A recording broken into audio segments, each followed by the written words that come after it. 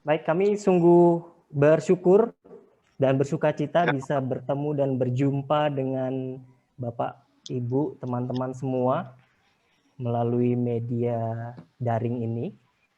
Dan kita akan bersama-sama belajar gitu ya, sharing dan mendengarkan pemaparan dari Bapak Denny beserta istri terkait dengan kebijakan atau bagaimana mengelola keuangan selama masa pandemi gitu ya. Sebelumnya ada beberapa hal yang hendak kami ingatkan terkait dengan seminar ini. Yang pertama adalah tadi sudah dibagikan tautan atau link untuk mengisi data gitu ya, identitas. Bapak Ibu dipersilakan, diharapkan untuk mengisi profil tersebut di tautan yang sudah diberikan atau melalui barcode yang tadi juga sudah diberikan. Ya. Oke. Baik, sebelumnya saya perkenalkan diri kami dulu berdua. Ini kami berdua kalau bersebelahan gini jadi ingat waktu foto untuk akte Foto pernikahan. kawinan.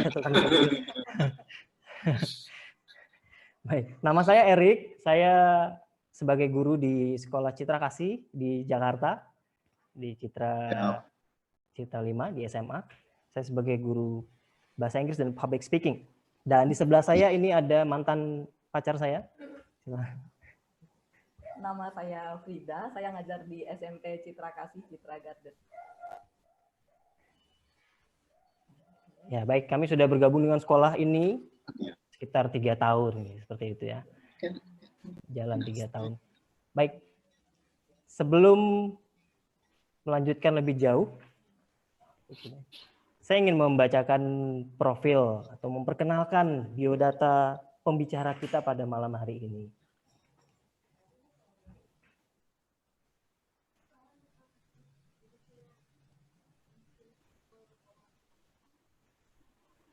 Baik, yang pertama Pak Denny Bernardus, lahir di Malang di Jawa Timur 24 Juni 1967. Bekerja di Grup Ciputra semenjak tahun 1990. Saya masih kelas 2 SD waktu itu. Dan saat ini menjadi direktur di Grup Ciputra, sekaligus board member di Universitas Ciputra, Sekolah Ciputra, Sekolah Citra Kasih, dan Sekolah Cita Berkat. Baik, untuk latar belakang pendidikan S1 di jurusan teknik di Institut Teknologi 10 November ITS, jurusan teknik arsitektur, lulus tahun 1990. Kemudian pendidikan S2 di Universitas Erlangga Surabaya, lulus tahun 2003. Kemudian Universitas Katolik Widya Mandala, Doktor Strategi Manajemen, lulus bulan Maret tahun 2013. Kemudian Doctoral Dissertation Research by Fulbright dari Dikti di Kellogg School of Management, Northwestern University, Chicago, USA, Oktober-Desember 2012.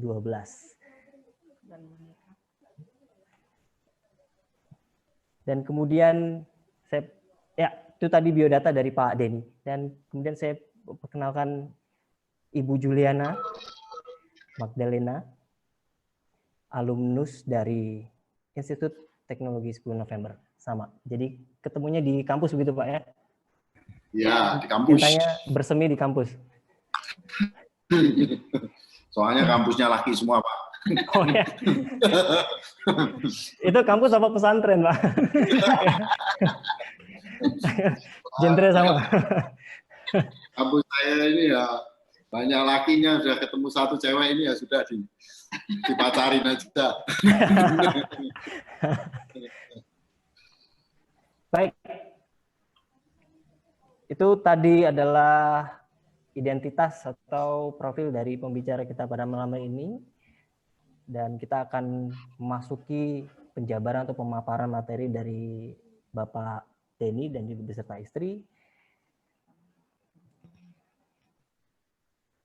Dari yang saya baca dari portal berita BBC, Menurut Economist Intelligence dan IMF, International Monetary Fund, bahwa perekonomian dunia mungkin akan menghadapi double recession atau resesi berganda gitu ya.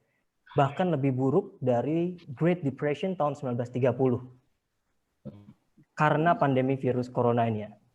Lalu bagaimana kita sebagai keluarga, unit terkecil di dalam sistem pemerintahan, dapat mempersiapkan diri kita untuk menghadapi hal ini dengan habituasi yang proper, habituasi yang sesuai, terutama berkaitan dengan mengelola keuangan dengan bijak.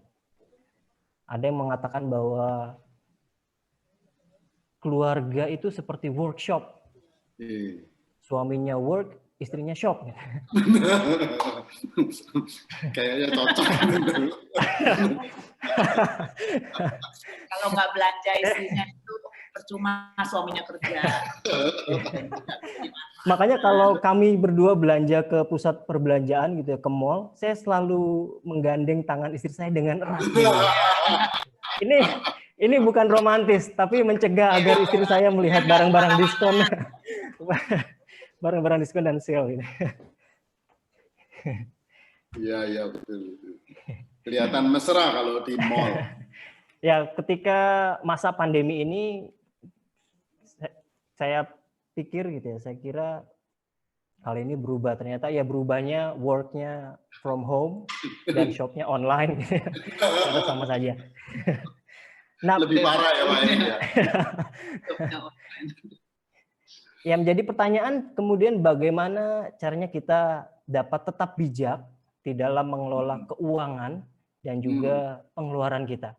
Dan pertanyaan kedua, kemudian bagaimana apa yang harus kita lakukan untuk mengelola pemasukan, income, dan juga spending, pengeluaran selama masa situasi pandemi ini. Gitu ya.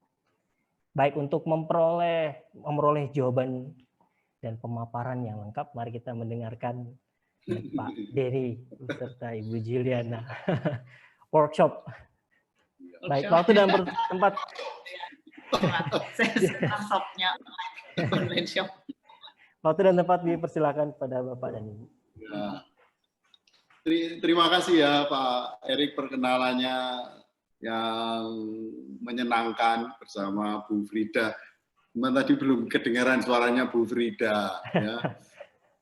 Mau kamu menyapa dulu. Halo, malam semuanya. Malam. Ya, malam ya. Jadi Pak Erik dan Bu Frida serta teman-teman yang lain, sebelum kita ngobrol-ngobrol santai aja, sharing. Pertama-tama, apa yang kami sharingkan ini adalah merupakan pengalaman pribadi dari kehidupan kami, pernikahan selama 27 tahun.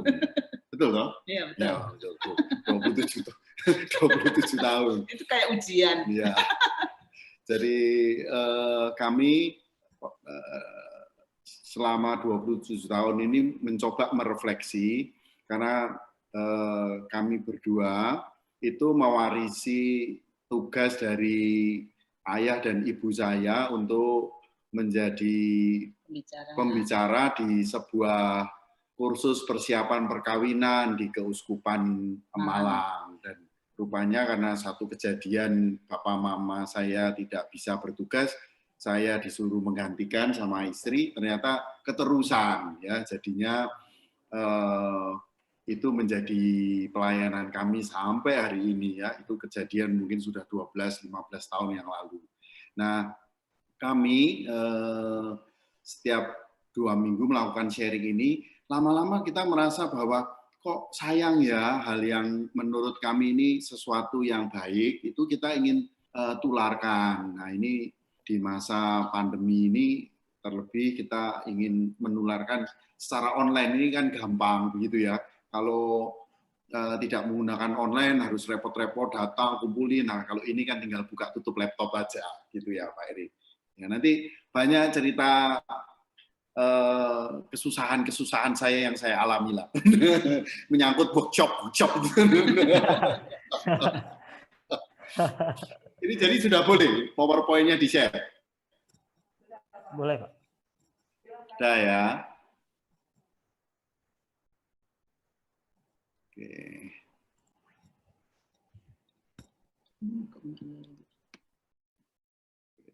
Sini ya.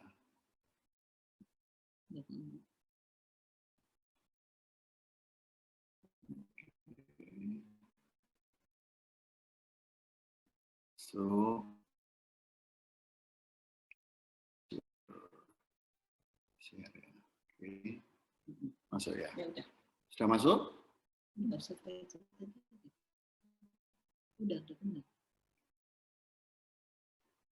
Sudah masuk ya Pak Erik? Halo? Nah. Sudah? Halo? Masuk Pak Denny, sudah masuk. Sudah masuk ya? Baik. Ya, Ya, betul. Sudah, Pak. Kok tadi Sudah. tahu-tahu suaranya hilang ya? Di mute sama host, Pak. Nah, jadi di-mute sama host ya. Oke, jadi kami akan memulainya tentang sharing yang kami selalu berikan kepada teman-teman yang sedang mempersiapkan perkawinan mereka. Itu adalah 5 prinsip, ya, 5 prinsip dalam pengelolaan keuangan rumah tangga. Nah, memang teman-teman, menurut kita kalau ingin sukses mengelola keuangan rumah tangga itu sebenarnya ada setidaknya 2 hal. Ya. Yang pertama adalah seperti yang malam ini kita sharingkan, keuangan rumah tangga. Satu sisi yang lain itu adalah investasi, ya. Jadi keuangan rumah tangga dan investasi. Ya, hari ini kita tidak berbicara tentang investasi, tapi hanya berbicara tentang prinsip keuangan rumah tangga.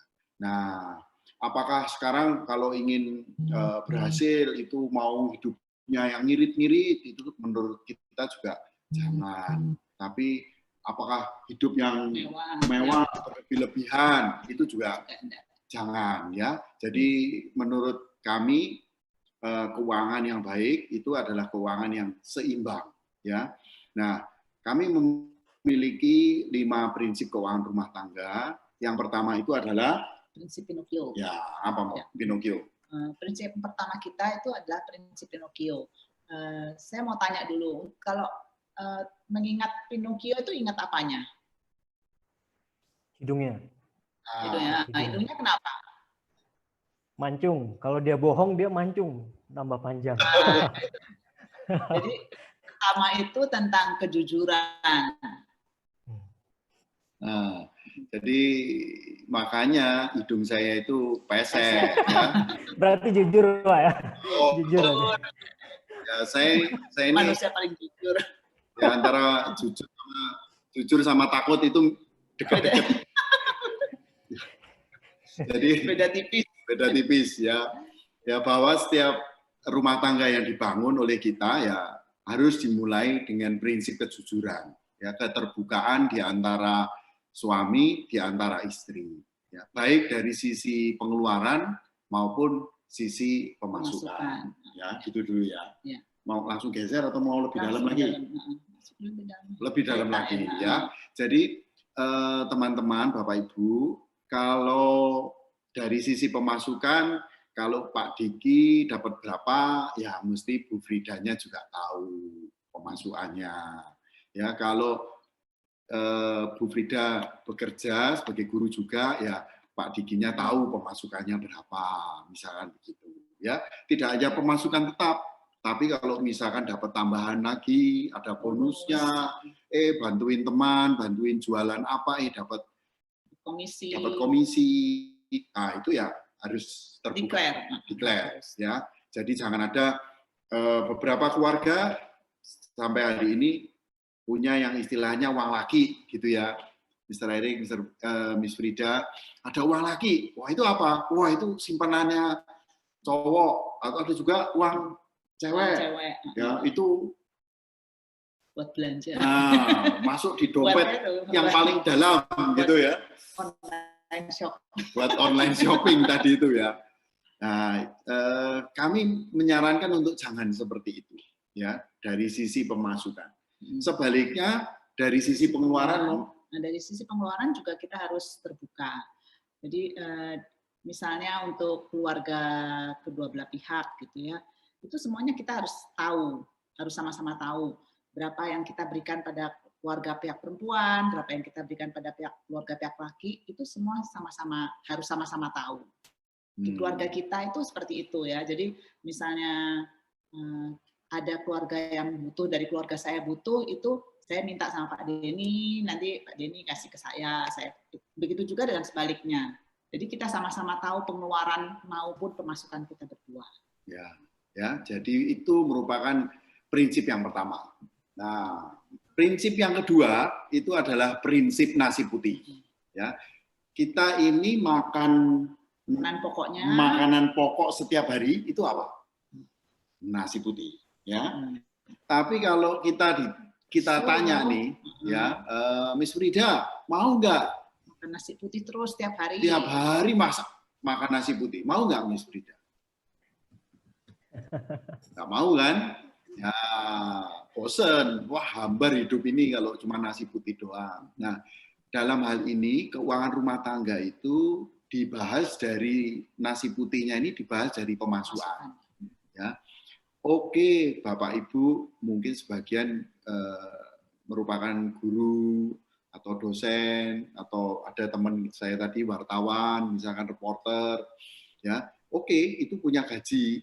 Tetapi saran kami nih, jangan hanya puas dengan satu profesi itu.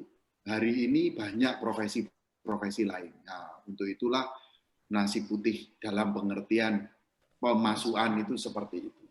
Nah, sebaliknya dari sisi pengeluaran, nah itu tolong dibedakan antara kebutuhan dan keinginan. Dengan keinginan. Kalau HP-nya ini hari ini tidak rusak, WA-nya juga oke, bisa buat Zoom, bisa buat apalagi fotonya juga masih cakep gitu ya.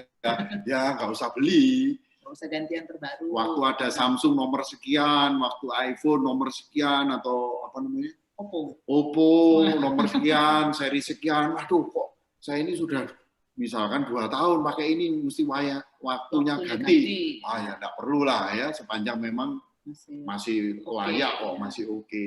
Nah, itu adalah prinsip nasi putih diterapkan dalam pengeluaran. Jangan sekali-sekali terbuai oleh keinginan tapi pemasukan. Ya, itu adalah prinsip yang kedua. Prinsip yang kedua ini adalah membantu kita, pasangan suami istri atau beberapa teman-teman yang mungkin sekarang masih belum menikah, mungkin nanti akan berencana menikah, itu mulai siap-siap. Ya, ini adalah untuk uang sehari-hari, ya, keuangan kita sehari-hari. Nah, bedanya dengan yang ketiga itu prinsip telur mata sapi itu untuk urusan uang yang lebih besar, ya, yang tidak terjadi sehari-hari. Misalkan apa?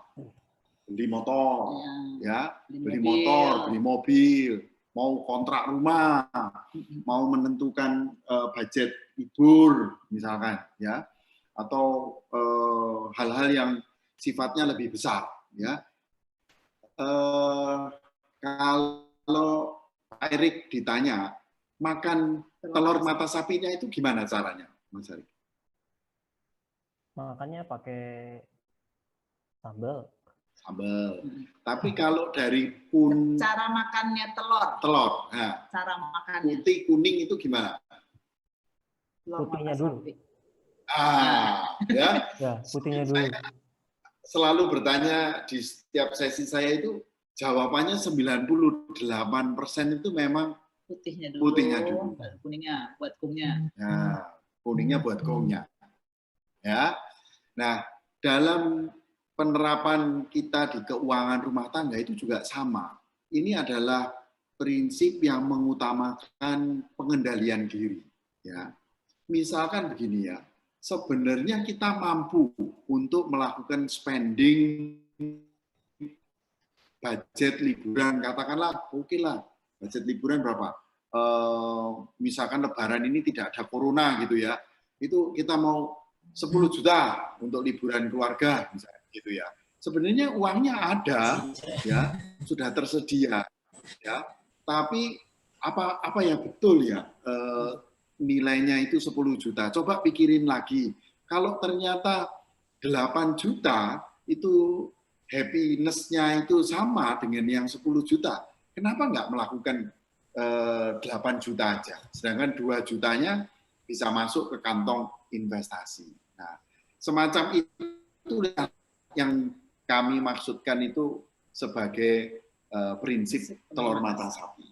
Ya, punya uang misalkan 50 juta, kita sebagai seorang bapak cowok di rumah tangga gitu, wah saya kepingin beli mobil deh yang terbagus untuk keluarga saya, misalnya begitu ya. Uangnya 50 juta nih, wah saya mau beli CR-V. Wah, nah itu menurut saya ya 50 juta beli CR-V ya bisa sih, tapi kan utangnya jadi banyak sekali, kan utangnya misalkan harga CR-V itu 400 juta, 50 juta uang mukanya, utangnya 350, itu sebenarnya nggak baik untuk pengeluaran seperti itu. Ya kalau 50 juta kita beli R3 atau beli R2 Pak, yang lebih murah. Ya, Avanza misalkan gitu ya. Seperti itu lebih bijaksana ya. Bisa sih beli yang CR-V gitu, tapi ya jangan. Nah ini contoh-contoh seperti itu pasti dalam rumah tangga itu akan keluar ya, meskipun tidak sehari-hari. Tapi yang telur mata sapi ini untuk bantuin rumah tangga itu untuk mengelola uang-uang besar. Nah, bergeser ke Ikan mas koki. Nah, Prinsip keempat. Prinsip keempat ini keren ini ya. Yang Pinocchio, nasi putih, telur mata sapi itu tidak ada gambar makhluknya ini. Ya, di ikan mas koki ini ada 2 ekor. Ya, tapi itu satu hati. Yang satu cowok, yang satu cewek. Nah, ya. Mereka hadir di sini tidak hanya cowok cewek, tapi juga dilengkapi dengan akuariumnya, bentuknya bull begitu ya, bundar.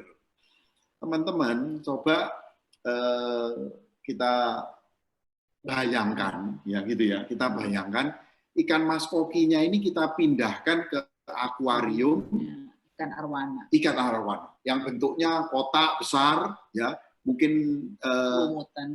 agak lumutan gitu ya, kacanya hijau-hijau dikit gitu ya. Apakah masih indah? Kalau sekarang kan indah. Kalau ikan mas kokinya pindah ke akuariumnya arwana, masih indah apa enggak?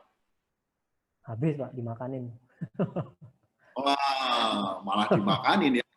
Tidak hanya indah tapi jadi gawat itu ya, hancur. Sekarang sebaliknya Pak Diki ya, sebaliknya Pak Erik, di dalam akuarium yang apa namanya bentuknya ini bulat ini dimasukin ikan arwana. Ikan mas kokinya diambil, ikan arwananya taruh situ 2 ekor. Ya, apa indah nampaknya? Jadi enggak ya, orang bilang biasanya komentarnya wah Pak sumpek Pak, sesek nih, enggak fit ya. Biasanya ikan arawana itu butuh akuarium yang persegi, lebar, panjang gitu ya, bisa lari ke kanan, lari ke kiri gitu. Ini sekarang disuruh muter aja ya. Nah, apa ini ikan mas koki sepasang dan akuariumnya? Itu adalah refleksi di keuangan rumah tangga bahwa kehadiran kita di dunia ini, teman-teman, ini ya kita ini sudah sepasang dan kita ini ada hidup pada level kita, ya. Apalagi sekarang ini zamannya ini nih, zamannya WhatsApp grup, macam-macam itu ya, ada ya semacam lah ya, ada mungkin beberapa yang Instagram, ada beberapa juga yang masih Facebook gitu ya. Temen SMA kita tahu-tahu minggu lalu baru lihat sharing di Universal Studio Singapura. Hari ini sudah diangkut di Malang, di Batu. Nggak lama kemudian sudah ada di mana Yun, Komodo. Ya, itu kita sebagai pasangan teman SMA-nya dia itu merasa, aduh, kok rasanya kok hebat banget ya keluarga itu, kita kok rasanya boro-boro libur ya, buat nabung aja kadang nggak cukup ini kita ya. Nah, ini nggak usah bingung ya, bahwa kita ini hadir dengan pasangan kita, dengan akuariumnya itu ya kita harus dengan lingkungannya. Kita harus mengucap syukur ya dengan pasangan berdua begini ya. Terus dengan ya kehidupan kita, nggak perlu kita bingung terhadap tetangga sebelah yang waduh tahu-tahu naik mobil baru atau yang saya suka ngelirik di sini suka ada truk gitu ya. Info waduh tetangga sebelah lagi beli sofa nih baru nih. Ya, nggak usah bingung, ya. Jadi seringkali juga ada bayangan begini, Mr. Eric ya. Nanti nih saya bahagia kalau kehidupan saya ini hari ini 8 juta nih. Nanti kalau 10 juta kira-kira saya ini bahagia. Gitu ya. Percaya deh waktu 10 jutanya itu bisa dicapai oleh suami istri, baik istri bekerja maupun suami bekerja. Waktu 10 juta nyampe, itu ada pikiran lagi. Kira-kira 12 juta nih saya baru bahagia gitu ya. Jadi akhirnya bahagianya kapan? Belum, nanti. Gitu. Ya, nah kami sharing dengan ikan mas koki ini bahwa ya bahagianya kita ini ya sekarang ini, jangan nunggu, gitu ya. Karena menurut kami bahagia itu nggak perlu ada 000-nya itu. Ya, mau bahagia kok nunggu 0-nya itu. Nanti kalau nambah, baru bahagia. Nggak boleh ya. Jadi berbahagianya itu sekarang. Syukuri. Ya. Dan yang kelima, terakhir, ini mohon maaf ini tidak ada di rumah, ya terpaksa ambil di pantai, ya. Itu prinsip batu karang. Apa mau? Batu karang itu menggambarkan bahwa keteguhan ya, kekuatan. Jadi kita itu walaupun banyak gangguan dari luar, itu tuh harus tetap yakin untuk menjalankan prinsip-prinsip yang tadi yang sudah kita bicarakan tentang prinsip Pinocchio, nasi putih, telur mata sapi, dan ikan mas koki. Ya, jadi dalam perjalanannya pasti ini gampang didengerin, gampang diresapi, tapi pelaksanaannya biasanya berat. Ya, ada suara miring dari dari teman mungkin atau dari keluarga, kamu ini hidupnya kok pelit, ya perhitungan gitu semua dicatetin gitu ya. Aduh, ya tapi ya namanya ini prinsip kita ya kita jalankan ya. Jadi ini teman-teman yang kami biasanya share dalam situasi normal tentang 5 prinsip keuangan rumah tangga ya. Melalui hal ini kita merasa bahwa ini sangat membantu ya. Ini bukan bicara uang besar atau uang kecil. Ya, saya pernah mendapat pertanyaan itu, Pak, uang saya ini kecil, Pak, kenapa harus mikir repot-repot gitu loh? Justru karena uangnya kecil ini harus dikelola dengan baik. Karena kalau uang yang besar, ya meleset sedikit ya masih catatannya masih banyak. Tapi kita terutama yang karyawan, misalkan ya, ini ya harus benar-benar mengelola keuangan rumah tangga kita dengan sebaik-baiknya. Ya. Tanya Pak, saya mau tanya. Bagaimana? Nah, ada teman saya, biasanya dia belanja dulu, setelah datang barangnya atau dibeli barangnya, baru dia lapor sama istrinya. Dia bilang sama saya gini, kalau saya lapor dulu, pasti saya nggak beli. Tapi saya belanja dulu, kalau saya beli dulu, barangnya sudah ada, pasti nggak bisa dibalikin barangnya gitu. Nah, pertanyaan saya gini, perimeter atau batasannya apa sih? Ini mungkin terkait dengan yang prinsip nomor 1 yang Pinocchio gitu. Iya. Batasannya betul. Apa untuk kita lapor gitu ya, saling terbuka gitu lapor. Apakah misalnya kalau suami menemukan uang di jalan misalnya 100.000 gitu ya, apakah harus lapor gitu ya? Atau Ayo, seperti mau. atau untuk bisa mengukur indikatornya seperti apa gitu? Itu kayak ada cerita saya ya, ada rumah tangga baru gitu, terus mereka tuh selalu telepon-teleponan kalau suaminya keluar kota. Nah, terus suaminya telepon malam-malam ke istrinya, halo yang ngapain aja seharian di rumah? Terus istrinya bilang, oh saya bersih-bersih nih Pak, bersih-bersih kamar, bersih-bersihin meja kerjamu. Terus di selorokan yang paling bawah, di laci yang paling bawah itu, di bawah tumpukan buku-buku, aku tuh ketemu duit dalam amplop. Ada uangnya banyak dalam amplop tuh ketumpukan buku-buku. Itu uang apa ya Pak ya? Sama suaminya bilang, itu uang sial. Loh kok uang sial? Iya, sialan ketahuan sama kamu. Kayak gitu ya. Harusnya mau beli barang apa aja, mau ngapain apa aja ya tetap harus jujur gitu loh. Iya. Ya. Nggak ada parameter. Ya seterbuka enggak ya. Ya ini kan uang bersama ya. Ini yang mendasari bahwa saya yang kesempatan lalu itu mendapat pertanyaan ya, berapa persen pendapatan suami itu harus diberikan kepada istri. Wah, saya juga agak bingung jawabnya. Saya kalau bapak berapa? Saya 100% saya bilang, saya kasihkan. Wah kaget ya. Loh, karena apa? Karena ya waktu sudah menikah, berumah tangga itu ya uangnya ini uang sama-sama. Uang sama-sama. Apapun saya yang bekerja atau dia juga bekerja kan ya? Kamu bekerja. Saya bekerja di pabrik odol. Odol dompet kamu. Bisa. Kalau kata istri saya, Pak, uangmu, uangku ya uangku.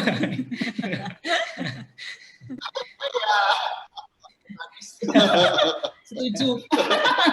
Jangan. Baik, buat teman-teman, bapak, ibu-ibu, teman-teman yang lain yang mau bertanya, boleh langsung mengajukan pertanyaan via chat room ya. Oh, ada chat room ya? Ya, langsung di chat room. Oke, siap. Pak, Jadi ini ada pertanyaan, Pak. Oh, siap. Ini pertanyaannya dari Pak Arif, orang tua dari Sekolah Citra Kasih Samarinda. Wih, terima kasih Pak Arif pertanyaannya. Ya, pertanyaannya seperti ini Pak. Tadi di awal disampaikan bahwa ya jangan ngirit-ngirit, jangan juga bermewah-mewah. Pertanyaannya adalah apakah ada batasannya di level mana dikatakan terlalu ngirit atau pelit, di level mana dikatakan terlalu bermewah-mewah. Thank you Pak Denny sebelumnya. Nah, itu pertanyaan dari Pak Arif Pak. Ya, terima kasih Bu Frida. Jadi Pak Arif ini memang sudah terpancing dengan 5 prinsip ya. Jadi kami sharingnya di sesi-sesi kami ini ada 5 prinsip ya, 5 prinsip. Tapi kemudian ada 4 kiat. Nah 4 kiat memang tidak ditampilin di sini ya. 4 kiatnya ini menjadi keluar karena pertanyaan hebat dari Pak Arif ini ya. ACMK ya. Jembatan keledainya aku cinta maka kawin ya. A itu adalah anggaran buat anggaran. Kita harus bikin anggaran kita tiap hari, tiap bulannya itu harus ada. Jadi pertama harus mengetahui dulu pemasukan kita berapa. Baik misalkan istri bekerja, saya bekerja, oke, kumpulin jadi satu di depan ya.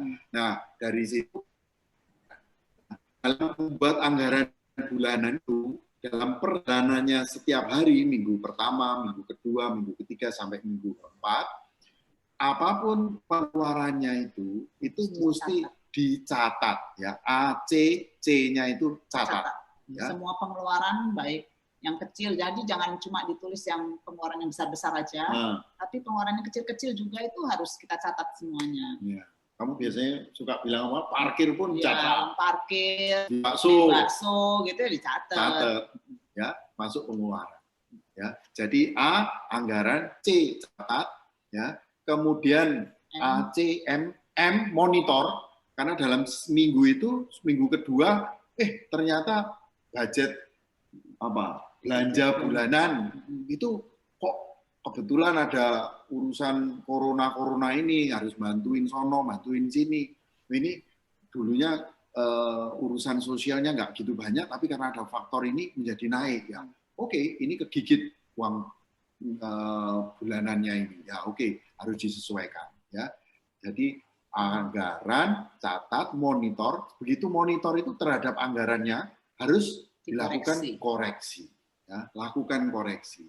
Nah, menjawab pertanyaan Pak Arief itu, bagaimana sih? Jangan pelit-pelit, tapi juga jangan foya-foya. Itu adalah tergantung anggarannya.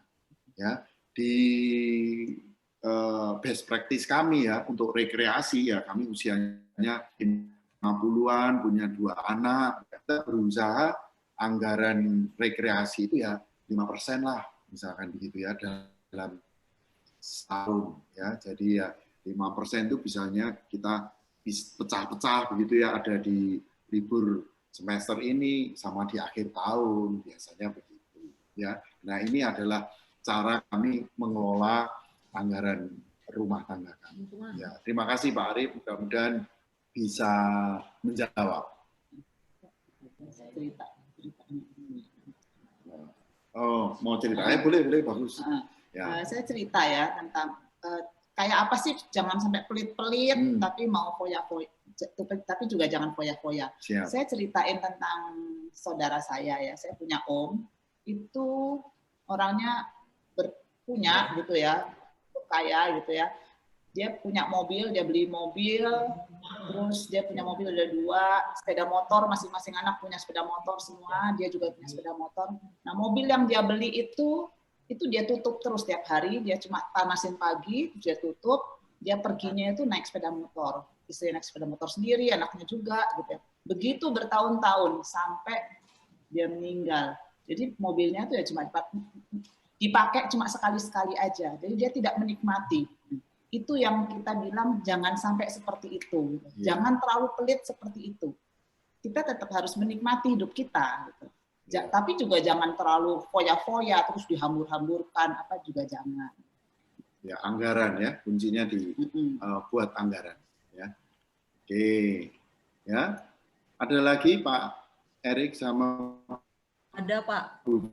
Kalau ini dari Ibu Widya, parent dari Citra Berkat Surabaya. Nah, mungkin pertanyaannya ya Citralen, bagaimana menghadapi batu karang? Mungkin dia jadi batu karangnya kali ya Pak. Jadi bagaimana menghadapi netizen? Apakah kita harus cuek? Mungkin maksudnya gitu, karena tadi kan prinsipnya prinsip batu karang teguh. Jadi gitu. Jadi bagaimana menghadapi tantangan itu? Apakah kita harus bersikap cuek?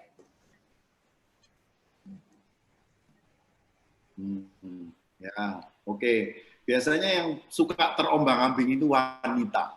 Maka Momi yang jawab deh. Ya, kamu kan termasuk apa? Jam kerja ini. Ngecek status itu termasuk jam kerja. Oh, enggak. Sekarang pegang HP itu masuk dalam pekerjaan. Oh, iya. Soalnya dagangan. Ya, jadi saran saya tadi Bu ya, saat situasi di omong-omongan di WA atau biasanya itu punya kelompok grup parents kelas berapa gitu ya. Kalau ada yang begitu ngajakin apa dan kebetulan memang ibu tidak merasa cocok dengan gaya style itu ya, menurut saya nggak perlu ya untuk kita harus ikut ya. Yang senyaman kita saja ya. Saya pernah saya pernah cerita di temanmu ada yang ikut arisan yang harus oke. Ya, di Surabaya ini Ibu mungkin juga tahu kan ada sebuah arisan yang gimana?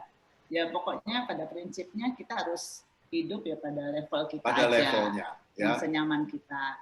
Nggak perlu misalnya sebetulnya kita diajakin untuk level yang lebih high class atau kalau kita nggak nyaman ya nggak usah ikut. Iya. Ya saran saya cuek aja apa-apa Bu, tapi kita nggak usah ngomongin mereka gitu ya. Kan ya mereka seperti itu kan juga nggak pinjem uang kita, ngapain juga kita repot ya, cuek aja. Oke. Ada pertanyaan selanjutnya, Pak. Ini dari Ibu Feni. Bagaimana bila prinsip Pinocchio dilanggar? Apakah ada strategi untuk menghandle hal ini? Waduh, gawat ini. Parah ini Pinocchio-nya. Ya, saya kira nggak ada kata terlambat lah ya. Sebenarnya Pinocchio ini sebaiknya merupakan basic pada awal ya sebelum menikah. Tapi kalau ada masa pertobatan gitu ya boleh dong. Ya dulu nggak mengenal Pinocchio ini, tapi setelah dengerin ada pemutihan lah ya. Ya saya kira nggak usah juga jadi objek yang berantem gitu ya akhirnya ya. Ya gimana? Kalau ya. kamu tahu aku tahu dapat. Nggak pernah mau kamunya jujur, dia jujur, dia jujur banget. Saya sih tergantung bos saya. Kalau bos saya jujur ya saya ikut jujur. Ya, untungnya yang ngajarin kita itu Pak Ciputra ya. Pak Ciputra itu juga sama seperti saya, suami takut istri.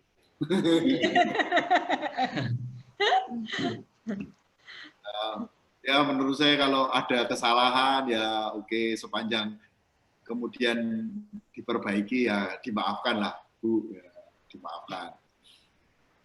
Ya sebaiknya kadang-kadang istri punya tagihan kartu kredit yang mengagetkan itu ya, aduh ya kita pusing. Tapi ya oke, ya jangan diulangi lagi ya kira-kira gitu aja. Baik, pertanyaan selanjutnya Pak. Ini dari Ibu Nike dari SCB. Yes. Oh, ya, pertanyaannya banyak. Bagaimana cara menerapkan prinsip Pinocchio tadi, Pak? Bila terjadi perbedaan strata sosial dan strata ekonomi antara keluarga suami dan keluarga istri. Misalnya istri saya nih, Pak, dia dari kasta Brahmana gitu ya. Saya dari kasta Paria yang paling bawah gitu, Glosor. Nah, itu bagaimana cara menerapkan prinsip Pinocchio? Mungkin bila ada saudara dari pihak istri yang membutuhkan bantuan, kemudian kita memberi katakanlah 100 gitu ya, 100 entah 100.000 atau 100 juta gitu. Itu dianggap sudah pantas. Tapi sebaliknya, menurut dari keluarga pihak suami, bantuan itu belum pantas. Karena adanya perbedaan strata sosial dan ekonomi tadi itu, bagaimana cara menerapkan prinsip Pinocchio tadi? Ada 2 pertanyaan. Wah. Nah, yang kedua, masih sama nih Pak. Yang kedua masih orang yang sama. Yang kedua, bagaimana cara menghadapi saudara yang suka meminjam uang. Nah, jadi satu sisi kita sedang mengelola uang dengan bijak, tapi sisi lain ini saudara sendiri dia mau pinjam uang. Nah, itu bagaimana? Ya memang kehidupan keuangan rumah tangga itu banyak sekali banyak sekali gangguannya, padahal kita nggak pernah belajar untuk mengelola ini ya, tahu-tahu begitu menikah ya harus bisa gitu ya. Nah memang tidak dipungkiri bahwa masing-masing bukan keluarga ya, budaya yang misalkan orang luar Jawa, orang Jawa, Chinese itu punya adat istiadatnya yang berbeda ya. Saya pernah dengar dari sebuah sesi, Pak, kalau saya di suku ini semua uang itu cowok yang ngurus, atau malah sebaliknya yang di adat itu cewek yang ngurus ya. Nah, sekali lagi teman-teman, dalam sebuah pernikahan ya, membangun keluarga ini yang terpenting ini adalah berdua ini ya. Berdua dulu. Ya. Kami biasa mendoakan anak-anak kita ya, itu baik sekali. Istri saya itu mendoakan itu ingin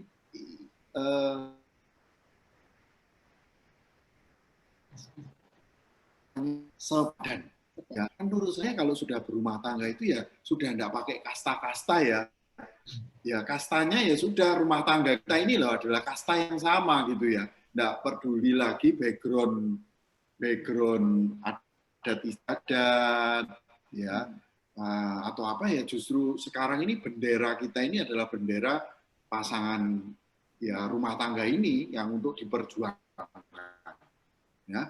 Adapun tadi misalkan ini selanjutnya ya, pertanyaan yang berikutnya, ada ya dalam berumah tangga ini kan ya kita tidak hanya menikah dengan dia ya, dia tidak hanya menikah dengan saya, tapi juga kita menikah dengan keluarga kami semua ya. Nah, sering ada permintaan seperti itu, syukurlah kok kita yang dimintain gitu ya. Kalau seperti itu ya kita masih bersyukur kita kok yang dimintain gitu ya. Kita lebih susah kalau kita yang terpaksa harus minta kan ya. Nah, tetapi Bapak Ibu, saya kok menjelaskannya begini ya, bahwa sebelum menikah misalkan ya, pengeluaran itu ya memang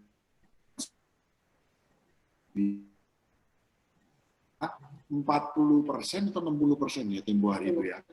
40% itu saya anak pertama nih, cowok Pak. 40% itu lari untuk keluarga saya, karena ibu saya itu sudah hidup sendiri, masih ada adik-adik yang perlu dibantu untuk sekolahnya segala macam begitu ya. Jadi 40% itu penerimaan. Nah, ini setelah bersiap untuk menikah ya, ini harus dibahas dulu bahwa berapa persen yang akan diberikan ke keluarga pria, berapa persen keluarga kita ya, itu merupakan sebuah komitmen bersama ya. Nah, menyangkut ada yang keluarga yang suka ngasih WA, wah Mas ini sekarang kok LPG-nya mahal ya, gitu ya. Itu ada maksudnya kan ya, seperti itu ya. Nah itu ya prinsipnya itu seperti kita kalau naik pesawat Bapak Ibu ya. Itu kalau mau naik pesawat itu ada briefing keamanan ya. Itu kalau tekanan kabin pesawat kita itu turun, itu ada yang keluar dari atas itu ya, yaitu tabung oksigen ya.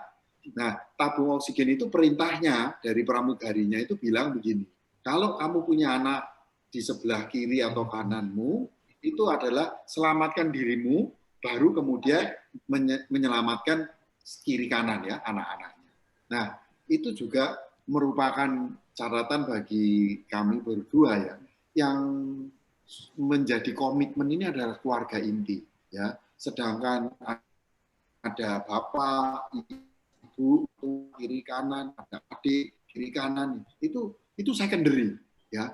Kita harus berani pada saat setelah masukin kehidupan keluarga, kehidupan rumah tangga, ya keluarga kita ini yang nomor satu begitu. Nah nanti kalau tergoncang-goncang sama yang kiri kanan tadi, yang seperti pertanyaan Bu Stefani, itu waduh kasihan banget ini, nanti nggak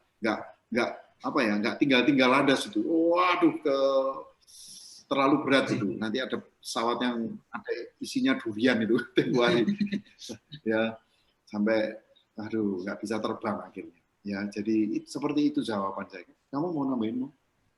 Bukan ya. Itu Miss Frida. Oke Pak, ini ada pertanyaan dari YouTube ya. Dari YouTube ada pertanyaan dari peserta yang ikut lewat YouTube. Ya. Lewat Sekolah Citra Kasih. Nah, pertanyaannya begini. Dari Ibu Mia, bagaimana caranya supaya pasangan bisa melakukan prinsip Pinocchio?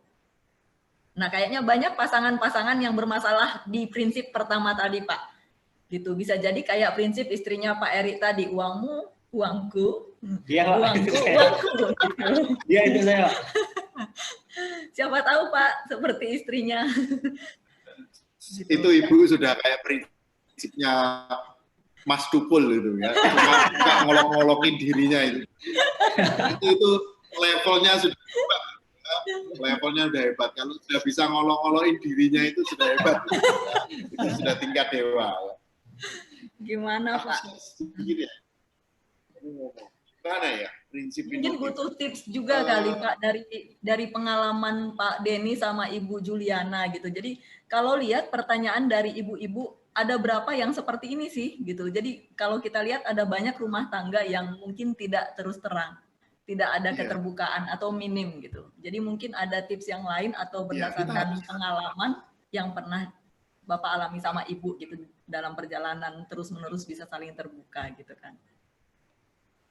Ya, kita harus hati-hati ya Bu Frida, bahwa persoalan rumah tangga itu kalau ada 3 hal yang mengganggu paling berat itu ya ada cewek lain, cowok lain gitu ya, ada persoalan yang berat lagi itu persoalan komunikasi begitu ya. Nah, yang tapi sebenarnya yang paling berat itu ada di masalah ekonomi. Ya, permasalahan ekonomi ini, ekonomi rumah tangga ya dalam hal ini, itu biasanya yang paling punya korelasi dengan gagalnya sebuah rumah tangga. Nah, menurut saya nih ya, dalam sebuah survei yang kami lakukan di setiap tahun, sebenarnya prinsip nomor 1 itu adalah prinsip yang paling mudah sebenarnya. Sebetulnya paling mudah dilakukan itu kejujuran. Kejujuran ya. Saya nggak tahu sekarang.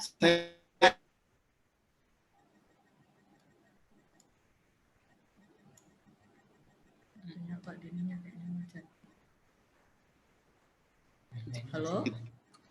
Halo Pak?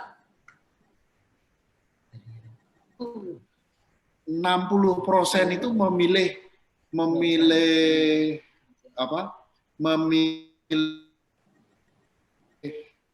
Pinocchio itu sebagai hal yang paling mudah ya. Tapi ya oke, malam ini Pinocchio paling banyak di challenge, nggak apa-apa. Ya itu tadi Bapak Ibu, saya gimana ya? Apa pemutihan itu gimana ya? Ya, menurut saya ini paling mendasar ya, bahwa prinsip kejujuran itu baik dari sisi pemasukan, pengeluaran. Kamu berikan contoh kita dari permintaan Bu Frida, kalau kamu ngasih itu harus. Oh ya. Okay. Saya kalau di keluarga saya sama Pak Denny itu, Pak Denny ngasih ke orang tuanya itu akan sama persis seperti Pak Denny ngasih ke orang tua saya. Terus juga kalau ada adiknya Pak Denny yang butuh atau omnya, itu Pak Denny itu akan bilang ke saya, Yul itu omku butuh, dia lagi tolong dikasih. Nanti Pak Denny ngasih duit ke saya kasih ke omnya, saya ngasih ke adiknya. Jadi kedua belah pihak itu akan sama. Begitu juga dengan keluarga saya, kalau keluarga saya butuh, dia akan bilang itu tolong dikasih. Jadi semua uang yang keluar itu akan lewat saya. Jadi keluarga besar itu tahu bahwa kita berdua itu nggak pernah bohong gitu loh, nggak pernah yang di belakang ngasih diem-diem itu nggak ada yang kayak gitu. Ya, gitu ya Bu Frida. Ya ini ada salah satu contoh ya, yang tadi kan saya disebutkan bahwa saya 3 bulan mendapatkan kesempatan studi beasiswa Fulbright DP untuk menulis S3 saya, ya, disertasi. Nah, pada kesempatan itu, Bapak Ibu, saya bawa ayah maupun ibu saya, karena saya merasa saya pertama kali ke Amerika waktu tahun 85 itu karena diajak ibu saya yang waktu itu terima beasiswa, begitu. Jadi saya ajak bapak ibu saya untuk pergi ke Amerika. Tapi kan saya tidak ngajak bapak ibunya dia, begitu ya. Nah, padahal kan saya mengeluarkan budget tambahan untuk bapak ibu saya. Bagaimana saya mensolusikan itu? Ya, otomatis bagi bapak ibu mertua kami, ya bapak ibunya Yuli, itu ya kita berikan insentif karena tidak pergi ke Amerika. Nah, begitu ya. Itu cara kita berusaha semaksimal mungkin untuk seimbang ya. Kalau 3 rupiah kanan, 3 rupiah kiri, ya seperti itu. Ya. Kecuali kalau satu sakit ya masa ayo tua tolong sakit, sebelah sakit. Ya, enggak ya. Ya, sampai seperti itu. Itu yang saya dan istri komit. ya. Oke, Pak, saya jadi mau bertanya, ini dari saya ya, bukan mewakili Boleh. netizen tadi. Nah, Ya. kan tadi Bapak maksudnya begitu terbuka dengan Ibu Juliana sampai kiri kanan itu sama, gitu ya. Jadi dampak di dalam hubungan suami istri, di dalam keluarga, itu dampak yang dialami seperti apa ya Pak? Karena keterbukaan tadi gitu. Mungkin juga bisa dibagikan ke kami. Pak, ya. Pasti ada dampak lainnya kan, nggak cuma sekedar sampai terbuka secara uang, tapi secara hubungan di keluarga jadinya seperti apa karena dampak keterbukaan itu pasti ada yang terjadi. Ya, dampaknya saya sedikit awet muda lah. Enggak ya. Tapi saya mikirnya kami nggak ruwet-ruwet gitu aja lah. Ya, saya mau tidur ya tidur enak begitu ya. Saya terus terang gampang tidur gitu ya. Karena saya nggak punya rahasia di sama sebelah saya ini ya. Saya pikir pernah ngigo ya. Nggak pernah ngigo. Tahu-tahu selfie gitu ya. Wah, repot juga ya. Juminten gitu Pak. Ya, jadi ya handphone saya tergeletak semua, nggak pakai password, nggak pakai apa. Mau lihat silahkan gitu ya, ada loh. Nggak tahu Miss Erik itu kalau HP-nya dipegang Bu Frida nanti langsung denyut jantungnya. Langsung asam urat Pak. Asam urat kambuh. Saya nggak khawatir ya. Saya nggak khawatir ya. Ya apa ya? Dia orang paling jujur sedunia. Ya, makanya saya ini pesek. Ya kamu ya pesek lah. Ya, jadi ya nggak rumit gitu ya Bu ya. Saya juga nggak pakai politikan ini. Nanti barangnya tak beli dulu gitu ya. Kalau saya mau beli barang saya langsung bilang kok. Aku mau beli, kita udah gampang aja. Ya. Sudah dipikir, paling saya bilang gitu aja Bu. Sudah dipikir. Nanti kalau Pak Denny mau beli juga ngomong, aku mau beli ini. Ya, terus saya bilang ya terserah aja duit kamu kok. Yeah. Kadang-kadang malah dia yang ini kemahalan kayaknya sih gini dia mesti alasan gitu. Saya cuma bilang loh kamu udah kerja keras susah payah gitu sekali-sekali menikmati itu tidak masalah gitu aja. Iya. Ya. Jadi nggak perlu sembunyi-sembunyi. Saya punya dosa sih Bu Frida. Ya, ini ngaku dosa sedikit. Dosa mobilnya dia. Ya. Saya agak kurang menjadi teladan yang baik itu karena saya punya hobi yang agak kurang baik ya. Saya ini punya hobi beli mobil tua itu loh, saya suka. Ya, tapi itu ya saya beranikan itu setelah saya bekerja sekian puluh tahun Bu, baru saya berani beli mobil VW umur 61 itu pun saya bilangnya hadiah ulang tahun 50 tahun buat dia. Ya, tapi belum tentu saya. Meskipun saya pakai sehari-hari. Bilangnya kado buat saya tapi yang pakai dia terus sampai saat ini biar dosanya cuma itu aja kok. Terus diulangi lagi ya, itu memang penyakit kalau sudah punya satu katanya memang kalau sudah punya koleksi gitu terus jadinya nambah. Ya, oke. Baik, Bu, ini izinkan saya mau masuk ke yang COVID ya. Ya, silakan. Oke, Pak. Sambil nanti sambil yang nanya-nanya, saya senang sekali kalau ini menurut saya rekor ini pertanyaannya banyak sekali ya. Jadi Ibu Bapak sekalian memang karena COVID menjadi banyak persoalan ya. Penurunan penghasilan itu diakui oleh 70% dari rumah tangga di Indonesia ya. 9 April disurvei itu 41% bilang turun, tapi 12 April disurvei itu 70%. Padahal ya ini dampak ekonominya tadi sudah Pak Erik sudah sebut ya. Oke, saya kira kita cepat aja ini. Ya ada seperti itu. Ya oke. Nah, padahal ya meningkat ya, beberapa malah harganya malah lebih mahal, ya. Ya, satu sisi kita banyak komunitas para orang tua murid, kita juga harus tetap menjaga anak-anak kita supaya tetap bersekolah dengan baik. Ya, hari ini juga ada tambahan pulsa, ya, beli pulsa semacam itu. Ya, nah ini juga ini kita punya cicilan kan?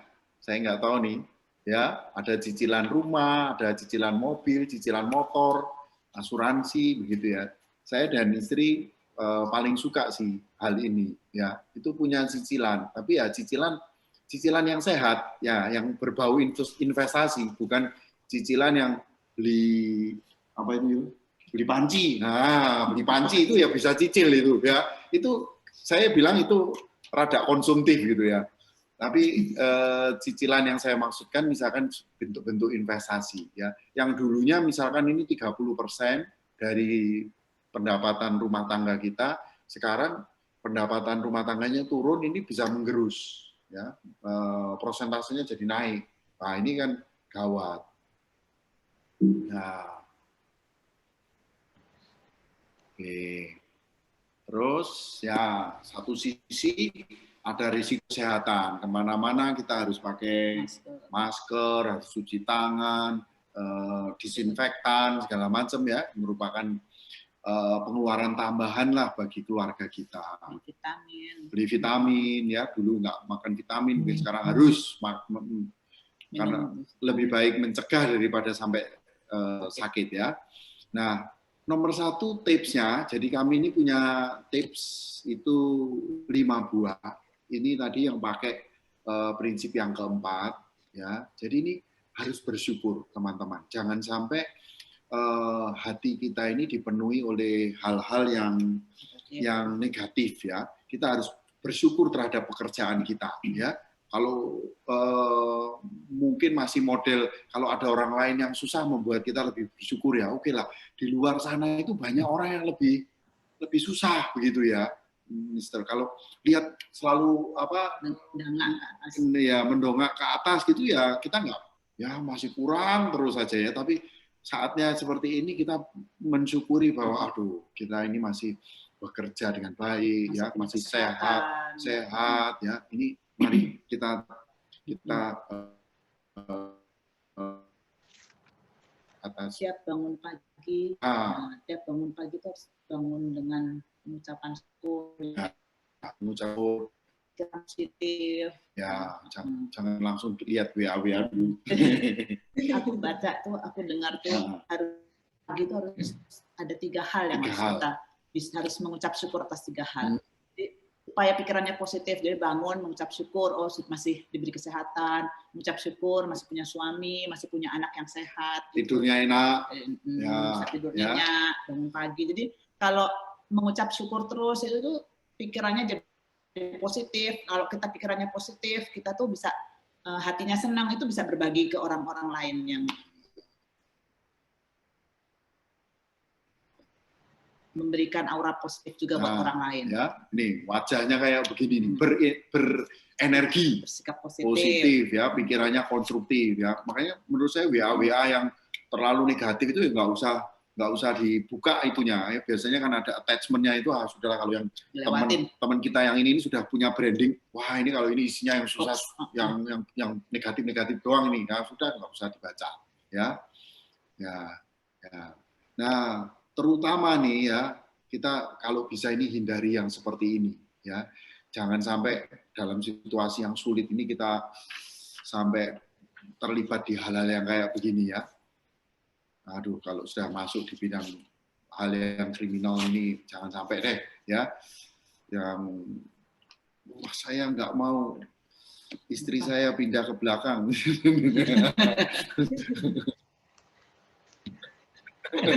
Ya itu nggak kriminal sih, tapi tershare ke medsos gitu kan ya repot itu, ya. Yang kriminal itu kan yang itu, ya, yang bohongin. Jadi nggak positif. Waria itu, ya, yang kasih ngeprank gitu, ya, ngeprank itu jangan deh, ya. Hindari hal-hal yang sifatnya kejahatan, ya. Nah, tips yang pertama tadi mengucap syukur. Tips yang kedua ini saling terbuka, prinsip Donegio, ya. Apa ini? Nah, ya. Inilah yang saatnya pemutihan itu, ya. Tabungan suaminya itu berapa? Tabungan istri berapa? Apa punya dana darurat? Misalkan ya, dana darurat ini biasanya begini, Bapak Ibu. Dana darurat itu biasanya 3 bulan untuk hidup bertahan, ya, bertahan hidup tanpa ada pemasukan. Itu istilahnya dana darurat, ya. Mudah-mudahan teman-teman sudah memiliki, tapi kalau belum ya oke, memang belum semua orang punya itu, ya. Tidak hanya tabungan, mesti yang bling itu ada warna kuning, ya, itu perhiasan, itu mulai dicatat-catat gitu ya dalam situasi yang seperti ini, karena hal-hal itu kalau kondisi darurat kan yang paling mudah untuk diuangkan, ya. Ya, kita harus mulai menghitung mobil kita ini harganya berapa, atau motor kita harganya berapa, ya, ada aset liquidnya yang lain seperti apa, ini mulai dihitung, ya. Ini prinsip Pinocchio-nya itu di sini, mulai di sini, ya. Ini hitung asetnya, hartanya, tapi juga nih, ini yang berat ini adalah hitung pinjaman yang harus dibayar. Wah, aduh, wajahnya kok sangar gitu ya. Debt collector. Wah, iya, debt collector ini ya, mudah-mudahan enggak ya. Itu sudah sakunya sudah diambil sampai, aduh, itu nggak ada duitnya lagi itu ya. Kasihan ini, harus saatnya nih pemutihan ini, Mas. Saya kok punya cicilan kartu kredit ini nggak saya bayar lunas langsung, jadi saya nyicilnya panjang. Sekarang saya nggak punya uang cukup seperti ini. Nah, ini saatnya untuk mulai hitung-hitung gitu ya, hitung-hitung situasinya. Ya, satu hal lagi yang terkait dengan keterbukaan ini, harus punya tanggap darurat. Ya, kalau misalkan situasi darurat itu datang, ya, itu adakah ya orang, ya, orang ini bisa teman, ya, atau orang tua atau family yang kira-kira kalau kita angkat telepon begitu ya, yang bersangkutan itu dengan rela hati itu siap membantu kita, ya, karena kan kita ini kondisinya rada tidak normal. Nah, ini harus darurat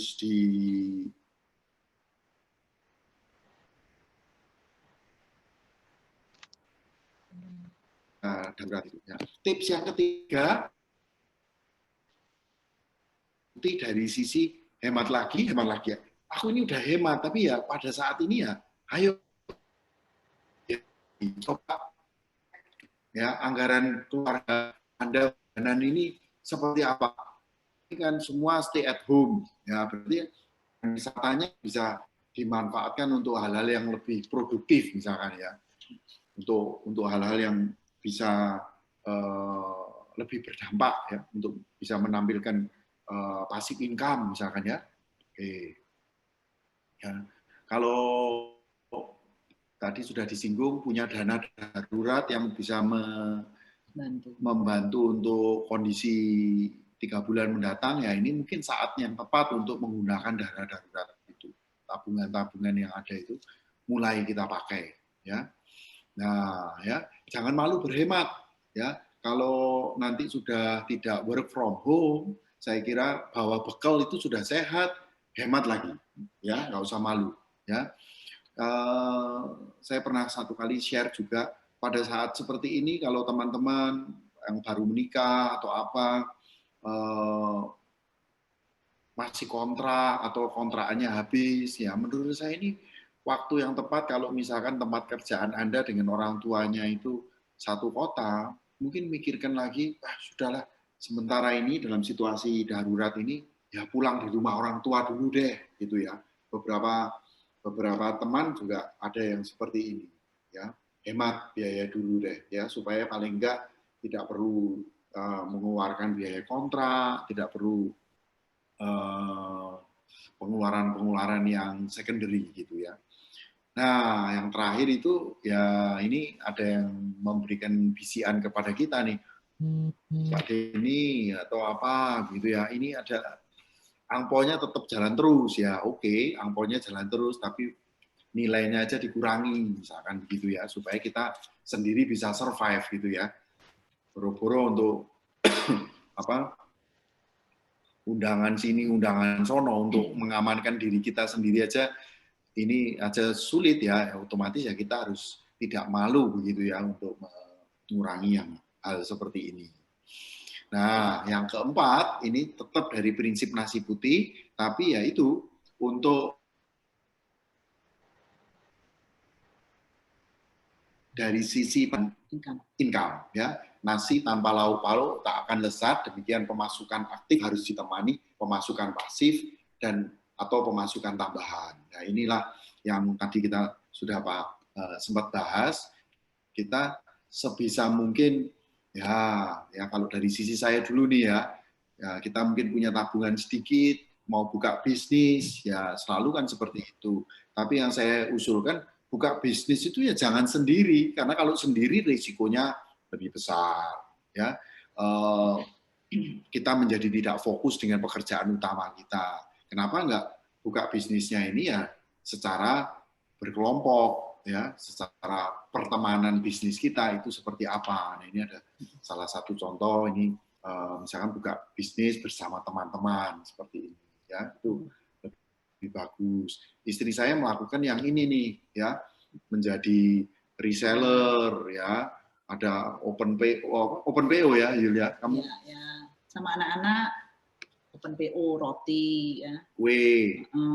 Kalau sama teman-teman kita tuh jadi distributornya daging gitu-gitu ya. Ya, saya jadi, juga silakan cari masukan tambahan gitu. Jadi dalam situasi COVID yang kayak gini ini, kita tinggal di rumah, kadang-kadang orang tuh sumpek gitu ya, sumpek, stres gitu. Tapi justru itu malah menimbulkan kreativitas kita. Keluar semua, akal kita tuh keluar semua. Kayak anak-anak saya tuh keluar semua, terus mereka tuh jadi, yuk coba bikin roti gitu. Terus mereka bikin, terus enak nggak ya? Kalau enak dijual, coba jual, ternyata laku gitu ya, kayak gitu-gitu.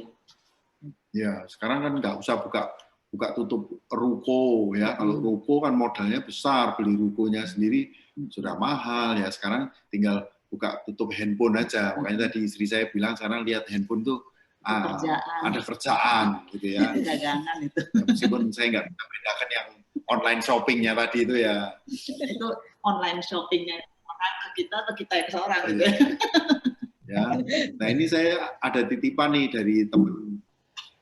dari teman kita nih ya, dari Ciputra Life ya. Mereka kan teman-teman di Ciputra Life ini punya Ciputra Entrepreneurs Club ya, di mana bagi para orang tua mungkin juga para guru itu bisa ikut-ikut seperti ini ya.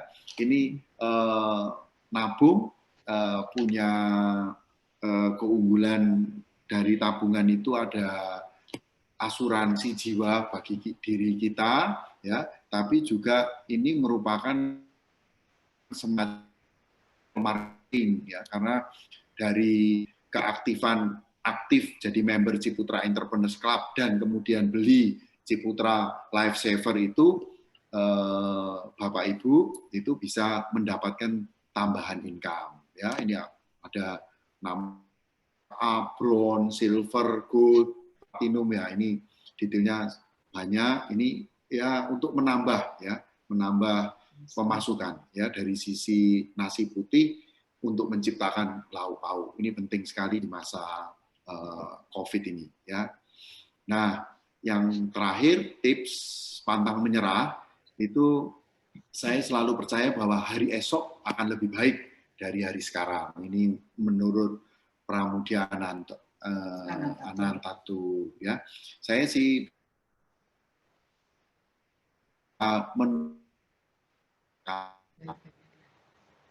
ya berusaha lah ya untuk berbagi, bukan hal-hal yang besar ya, berbagi untuk hal-hal yang kecil. Saya sangat menghormati selama ini setiap hari istri sama anak-anak ini melakukan hal yang kecil ya, nggak berani dia sendiri yang membagikan, kita minta bantuan orang lain untuk membagikan buat orang lain ya, bukan uang yang kita bagiin, tapi ini apa ya?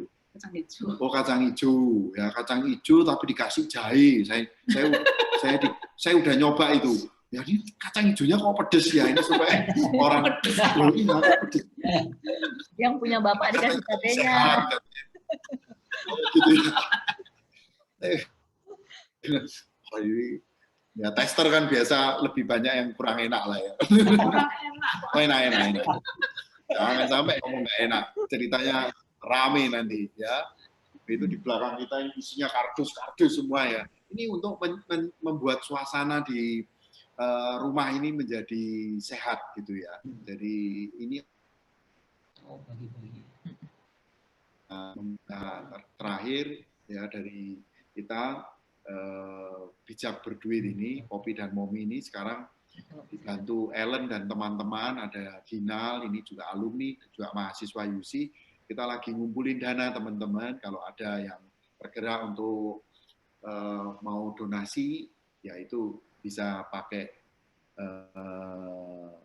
BCA 0881740779 ya. Ellen ini salah satu mahasiswa saya semester 4 ya. Itu kita berencana untuk buat bantuin utamanya untuk ojol ya, karena ojol ini begitu sulit sekarang hidupnya. Ya saya kira prinsipnya itu Bu Frida dan Pak Erik. Jadi ada 5 tips ya, 5 tips untuk COVID ini. Yang pertama tadi bersyukur ya, yang kedua itu adalah prinsip Pinocchio ya, berbagi, keterbukaan ya. Yang ketiga itu prinsip nasi putih dari sisi hemat lagi ya.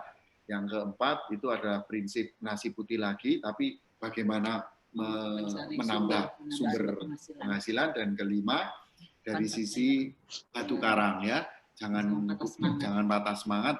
Tipsnya itu adalah ya berbagilah ya, supaya suasananya jadi optimis terus ya. Sementara itu saya menunggu pertanyaan-pertanyaan dari Bapak Ibu semua. Oke Pak, ini akan saya bacakan satu pertanyaan cukup panjang ya Pak. Siap. Waduh, siap, menyimak. Karena dia jelaskan. Nah begini Pak, ini dari sebuah keluarga, dikatakan seperti ini. Di awal pernikahan, ini suami istri sama-sama kerja. Jadi di awal pernikahan si suami memberikan seluruh gajinya kepada istri. Gitu. Jadi istri yang pegang dengan harapan si istri yang bisa bayar keperluan rumah tangga, listrik, air, asuransi, uang sekolah dan yang lainnya gitu. Nah, tapi ternyata dalam perjalanan waktu istrinya banyak loss, melupakan bayaran-bayaran tadi. Gitu. Terus kemudian diingetin lagi sama si suami, bulan berikutnya seluruh gaji dikasih lagi. Nah, tapi bulan demi bulan berikutnya istri nyerah, give up dan bilang sama suami, udah deh gaji kamu pegang aja semuanya, kayak gitu. Terus kemudian ya kalau siapa ingat dia yang bayarin, siapa yang ingat bayar listrik dia yang bayar, seperti itu. Nah, tapi ternyata suami yang jauh lebih bisa mengingat detail bayaran-bayarannya dibanding dengan istri. Dan istri merasa ribet mengelola keuangan, sehingga akhirnya mereka memutuskan pegang uang masing-masing. Apakah ini salah? Mereka saling tahu gaji masing-masing gitu. Jadi mereka bertanya, apakah ini salah? Karena kami akhirnya pegang, ya suami pegang uangnya, istri pegang uangnya karena istri ngerasa nggak bisa kelola gitu. Terus kemudian dia jelaskan lagi, si istri menabung itu nanti aja deh gitu. Gitu. Nabung ya udah nanti aja gitu. Nah si suami ngajak coba kita belajar investasi, beli perhiasan, beli gelangkah, beli apakah sesuatu yang bermanfaat gitu. Nah tapi istri nggak terlalu suka. Nah tapi istri suka belanja online macam-macam gitu. Jadi di rumah itu banyak barang yang menurut suami itu nggak berguna gitu. Gitu. Jadi gimana Pak? Solusi apa yang bisa untuk yang kedua tadi? Yes, nabung ya. Om, silakan dijawab. Kayaknya ceritanya mirip-mirip. Mirip. Kalau di awal pernikahan kita, dulu itu yang megang duit itu saya, karena saya di agama Kristen dulu kan ada bahwa serahkanlah seluruh hartamu pada istrimu gitu. Masa ada? Ada lah. Kita nggak perlu baca Alkitab. uangnya ke istrinya. Jadi waktu awal tuh Pak Denny memang ngasih ke saya yang ngatur. Ya. Saya ngatur semua, udah. Terus lama-lama kan ya mungkin gajinya tambah banyak apa, terus gini, sudahlah, kok aku dapatnya kayaknya dia merasa kok dapatnya cuma dikit, ya gimana karena saya ngatur ya kan, saya megang, jadi kan saya enak aja dia dapat dikit, saya yang nyimpen banyak kan gitu. Nah, lama-lama dia bilang udah kita atur, aku yang pegang duitnya semua. Ya akhirnya dia yang pegang dan kita bikin anggaran itu. Kita bikin anggaran, terus nanti ya gitu, urusan duit yang sehari-hari itu saya ngatur. Uang belanja harian, uang belanja bulanan, anak les, hal yang kecil-kecil itu saya ngatur, duitnya saya dikasih ke saya. Itu semua pengeluarannya saya ngurus. Terus untuk yang hal besar-besar, itu semua Pak Denny yang ngurus. Investasi, mau beli mobil baru atau apa, itu Pak Denny yang ngurus. Tapi atas persetujuan saya.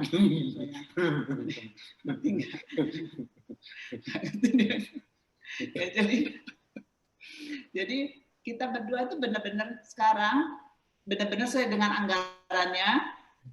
Pak Denny megang berapa, dia ngambil bagiannya dia, saya ngambil bagian saya, tapi di rekeningnya itu satu. Iya. Gitu. Oke. Jadi terhadap saya nambahkan ya, terhadap pertanyaan itu saya kira nggak ada masalah. Itu uangnya itu dulunya dipegang suaminya, ya, atau cewek istrinya, atau ya cowok ya. Terus sekarang akhirnya sendiri-sendiri ya. Tapi tadi kan sebenarnya sudah ada komitmen bahwa uangnya itu kita saling tahu ya, bahwa oh nih misalkan pendapatan rumah tangganya ini 8 juta deh ya. Ya 8 juta ini kita harus punya anggarannya nih. 8 juta ini ya harus hidup cukup untuk supaya pada situasi yang nanti misalkan ada kedaruratan seperti COVID hari ini nggak jadi masalah begitu ya. Dan 8 juta itu adalah istilahnya adalah gaji atau pendapatan yang merupakan pendapatan pokok. Kalau kemarin kita sharing ke kelompok yang bergerak di marketing, di sales ya. Kalau di sales itu ada komisinya, mereka nanya, Pak itu komisi itu mau dimasukin nggak ke budget anggaran bulanan? Saran saya, kalau komisi itu sifatnya fluktuatif, belum tentu diterima, ya jangan masuk dalam pengeluaran bulanan. Ya, jadi yang merupakan tambahan itu sifatnya ya nanti on top of anggaran bulanan itu ternyata masih bisa nabung gitu ya. Jadi untuk masalah sekaligus untuk pertanyaan yang kedua nabung. Nah, mau jelasin nabung itu tanggal berapa? Pada saat terima gaji. Nah, ya. Nabung itu adalah saat terima gaji ya. Jadi waktu tanggal tua tuh kalau di Ciputra itu kan tanggal 28, itu kan sudah terima gaji. Nah, itulah saat untuk menyisihkan ya, katakanlah kalau menyisapkan ya 5% kayak ya 5% nabung itu ya sudah bagus, kalau bisa 10% lebih baik lagi ya, tapi 5% itu biasanya nabung itu sudah bagus lah ya. Itu dilakukan di awal pada saat terima gaji, karena kalau disisakan itu nggak ada sisanya, Miss ya, karena ya pada umumnya ya nggak cukup aja gitu. Ya percaya itu, saya sudah kerja 30 tahun waktu gaji waktu awal sama sekarang itu ya kurang lebih prosentase nabungnya itu ya itu aja, itu padahal gajinya sudah naik gitu. Ya tapi ya ternyata waktu gajinya naik ya pengeluarannya juga naik gitu. Ya. Saya nambahin yang nomor 1 tadi ya, kan mereka bilang gajinya bayarnya sendiri-sendiri, terus ngurus sendiri-sendiri. Sebetulnya nggak masalah. Kayak sama Pak Denny gitu, kan karena kita kan juga sendiri-sendiri, tapi yang mencatat itu Pak Denny mencatat semua gitu. Oh ya. Itu yang paling penting. Iya, betul. Jadi memang tidak dipungkirin di kita sebagai suami istri itu ada satu yang mau lebih bersusah payah untuk mencatat ya, memonitor, mengkoreksi. Nah, kalau di rumah tangga ini pernah di istri ya, tapi terus akhirnya tugasnya itu diserahkan ke saya. Ya, karena Pak Denny-nya jadi karena dia lebih disiplin gitu ya. Jadi semua pencatatan itu semua sama Pak Denny. Saya cuma catat itunya kecil-kecilnya, nanti ya saya lapor ke Denny, sama Pak Denny dimasukin di Excel-nya. Ya, kita punya Excel. Ya, teman-teman kalau nanti mau Excel silahkan kontak WA Bijak Berduit, nanti bisa diberikan contoh Excel-nya. Ya. Ya, kebetulan tadi ada yang nanya aplikasi itu, Pak. Ya. Aplikasi penulisan anggaran. Kami punya. Iya, betul. Kami menyusun sendiri sih itu. Nah, ya, jadi Pak Lindi tadi nanya itu. Yes. Berarti prinsip menabung tadi Pak ya, menyisihkan bukan menyisakan seperti itu Pak. Iya, betul. Seperti yang dikatakan oleh Warren Buffett bahwa do not save what is left after spending. Jangan menyimpan apa yang tersisa setelah menghabiskan, tapi habiskan apa yang tersisa setelah menyimpan. Seperti itu. Yeah. Saya ada pertanyaan Pak. Ya, kalau orang ini giliran saya enaknya jadi moderator seperti itu Pak, bisa bertanya. Ya. Baik. Nah, menurut Ozili tahun 2020 dia mengatakan mengapa penyebaran coronavirus ini membawa atau berdampak menyebabkan gitu ya krisis ekonomi secara global. Yang pertama kebijakan social distancing yang kemudian dikoreksi oleh WHO menjadi physical distancing yang mengakibatkan penutupan pasar-pasar keuangan, bisnis, dan acara-acara publik. Dan yang kedua adanya eksponen atau penafsiran terhadap ketidakpastian tentang bagaimana situasi ini akan semakin memburuk gitu. Yang akhirnya berpengaruh terhadap konsumsi dan investasi antara konsumen dan investor, termasuk keluarga di dalamnya. Nah, pertanyaan saya, bagaimana bila pada akhirnya, misalnya gitu ya, keuangan keluarga benar-benar kolaps seperti itu, dana darurat sudah dipakai gitu ya, segala tabungan sudah digunakan. Karena ini ada domino effect, ada efek domino. Misalnya saya dengar beberapa sharing dari orang tua, kan beberapa orang tua murid memiliki bisnis gitu ya, atau usaha sendiri gitu ya. Dan karena adanya pandemi ini, mereka harus menghentikan produksinya, berpengaruh terhadap bisnisnya, dan akhirnya mengalami resesi, harus PHK lah, entah harus, ya sementara mereka harus tetap memberikan gaji, dan ya akhirnya mengurangi karyawan gitu ya, dan mengurangi pengeluaran. Sementara karyawan itu juga pada akhirnya pun harus mengurangi pengeluarannya, sebenarnya dia butuh untuk memenuhi kebutuhan hidupnya sehari-hari gitu. Bagaimana apa yang harus dilakukan bila pada akhirnya ternyata keuangan kolaps gitu, dana sudah dipakai, apa yang harus dilakukan? Ya, nampaknya ini pertanyaan yang terjadi ini lebih ke profesi entrepreneur ya. Kalau profesi intrapreneur yang sebagai karyawan, paling buruk itu kondisinya misalkan gajinya dipotong, misalkan begitu ya. Atau ya kalau paling buruk bagi karyawan kan risikonya adalah misalkan sampai akhirnya tidak mendapatkan pekerjaan lagi ya, misalkan terpaksa di PHK. Wah, ini memang situasinya berat ya. Kalau dari sisi teman-teman yang punya background entrepreneur ya, kolaps bisnisnya, ini banyak ya, situasi yang hari ini terjadi, lebih banyak orang yang susah daripada orang yang berhasil ya, yang happy ya. Orang pebisnis yang di dunia farmasi ya oke, sekarang cukup happy, packaging, logistik itu ya mungkin masih bisa happy lah ya, tapi lebih banyak orang-orang yang susah di bidang turisme segala macam. Waduh, banyak sekali perhotelan, hotel-hotel pada tutup ya. Saya juga punya ponakan aja juga dirumahkan dia sebagai seorang karyawan. Ya memang situasi yang sulit ini, untungnya ini kita masih hidup di Indonesia. Ya, Indonesia ini satu iklimnya juga masih tidak separah di luar, gitu ya, ada dingin sekali, gitu ya.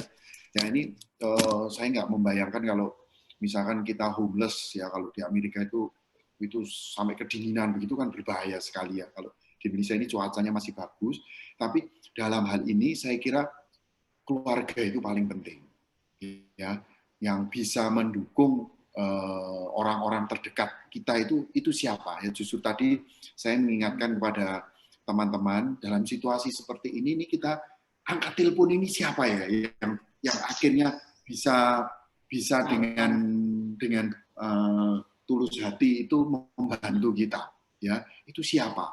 Nah ini yang harus kita siapkan, Mr. Eric ya. Nah dari situ ya kuncinya tadi itu ya jangan menyerah ya, tetap mengisi hal-hal meskipun kondisinya buruk itu tetap mengisi dengan hal-hal yang positif ya, terhadap bahwa oke, ini masih bisa berusaha ini, berusaha itu ya. Jadi ya bisa jadi itu mengancam kita, tapi pada saat itu terjadi itu tetap jangan menyerah, Pak. Ya, kita sebagai orang beragama mesti minta pertolongan Tuhan ya, karena dalam situasi sulit, khususnya pada saat kita ini angkat tangan, biasanya Tuhan turun tangan ya. Jadi itu yang saya bisa sharekan ke Pak Erick.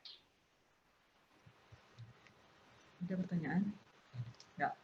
Pak, sebelum Bapak closing, ada satu pertanyaan lagi dari YouTube ya Pak. Oke, silakan.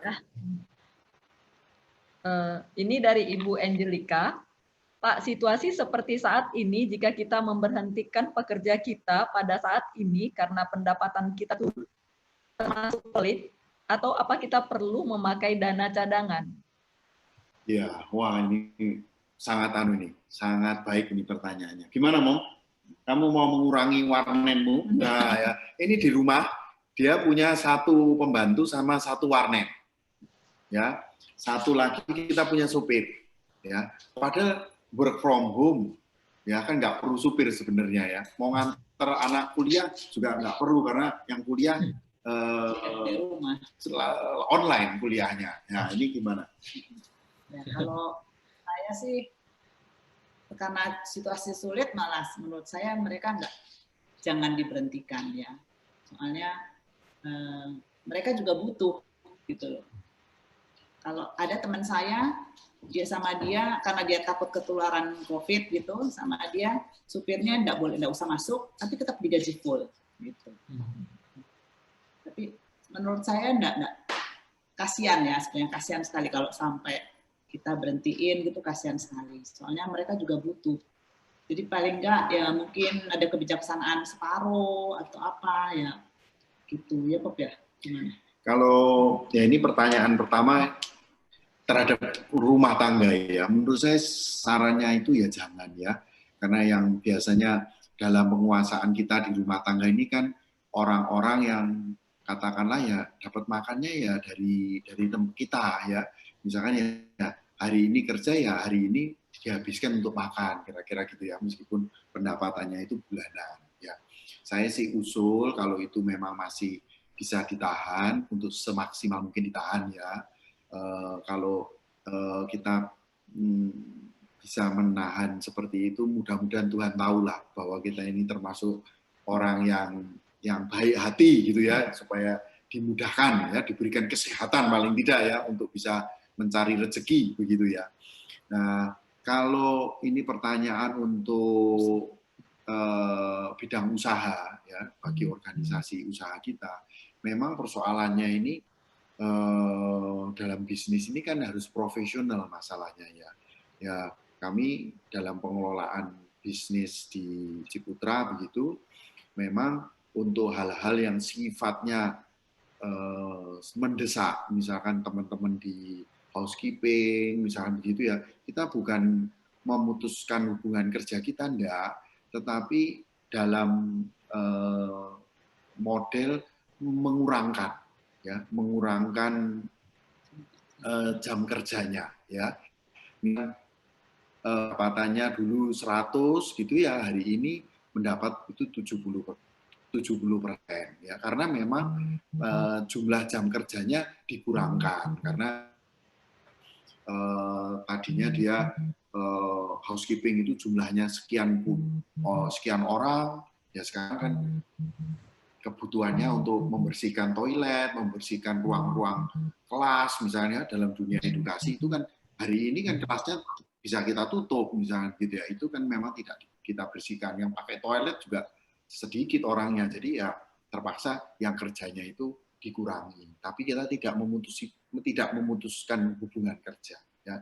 Situasi-situasi di perhotelan yang benar-benar buruk kondisinya, ya. Tapi kami yakin bahwa di bidang perhotelan itu nanti juga yang paling cepat bangkit, karena jujur aja kita semua pada sumpek di rumah begitu ya, sudah pada ingin keluar, ingin pergi libur sedikit ya, nggak usah jauh-jauh tapi punya weekend yang normal begitu ya, sehingga teman-teman di sektor pariwisata itu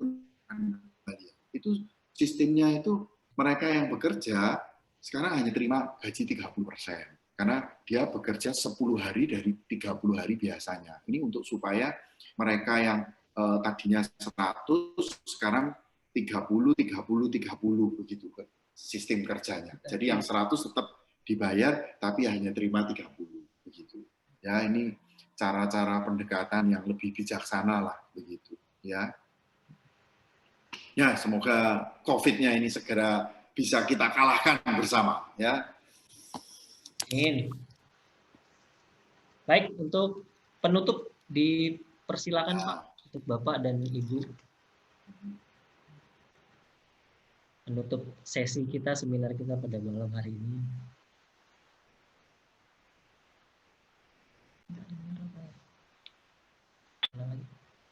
Silakan Pak Denny closing untuk seminar kita malam hari ini, untuk webinarnya. Mungkin di akhir ini ada hal yang mau Bapak sampaikan untuk kita semuanya. Ya, jadi bagi para orang tua murid, siswa dari Sekolah Citra Berkat, Citra Kasih, maupun Sekolah Ciputra, terima kasih sudah mendengarkan ini. Bagi para rekan-rekan guru yang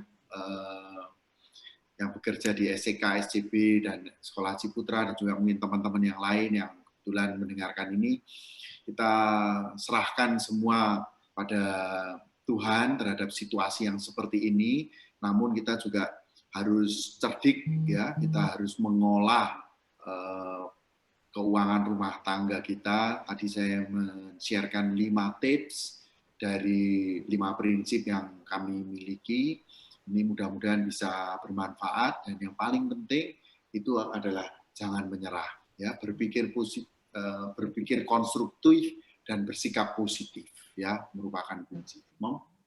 Itu 3. Oke, saya kira itu yang bisa kita sharingkan ke teman-teman semua, Bu Frida dan Mr. Eric. Dari Ibu Juliana? Kayaknya putus. Ya, saya cuma itu stay kreatif. Ya, tetap berpikiran positif, selalu mengucap syukur, terus selalu berpikir menciptakan kreativitas dalam diri kita supaya jangan sampai menyerah. Ya. Satu lagi, Mom. Jangan berantem. Jangan berantem. Di rumah terus. Ya, itu. Ya. Biasanya di kantor, atau di rumah aja. Jangan berantem. Ya. Jangan berantem. Harus lebih mengalah, begitu ya. Sudahlah. Ya, hidup rumah tangga itu bukan menang-menangan, istilah orang tua saya. Tapi dibuat senang. Dibuat senang. Ya, tidak ada yang sempurna lah. Ya.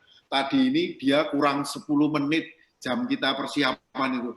Doa makan versi panjang. Aduh. Sebenarnya mau marah ini. Kayak nggak tahu aja kita harus persiapan laptop. Ini doanya doa makan versi panjang. Tapi ya sudah lah.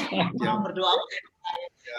Berdoa kok dimarahin. Ya, maksudnya baik ya sudah, nggak perlu dimarahin. Kalau normal ya itu bisa marah itu, tapi ya sudah, ini situasi COVID jangan marah deh gitu. Kita sudah COVID marah lagi ya, cuma nanti bisa kayak orang yang marah-marah itu, ya. Oke. Pengumuman ya. Baik, terima kasih Pak Denny dan Ibu Juliana untuk pemaparan dan penjelasannya. Kami sungguh diberkati untuk penjelasan yang kami dapatkan. Saya tutup dengan satu kalimat Sama-sama. God bless you. Sebagai penutup, bahwa menabung bukan tentang mampu membeli sesuatu yang lebih baik dan lebih besar, tetapi tentang mempersiapkan diri untuk mensejahterakan keluarga. Seperti itu. Sekali lagi terima kasih Pak Denny dan Ibu Juliana. Dan sebelum menutup, kami ada satu pengumuman untuk minggu depan. Untuk besok ya? Oh, besok. Wah, acaranya terus ya, banyak ya. Agenda online-nya bagus sekali ya.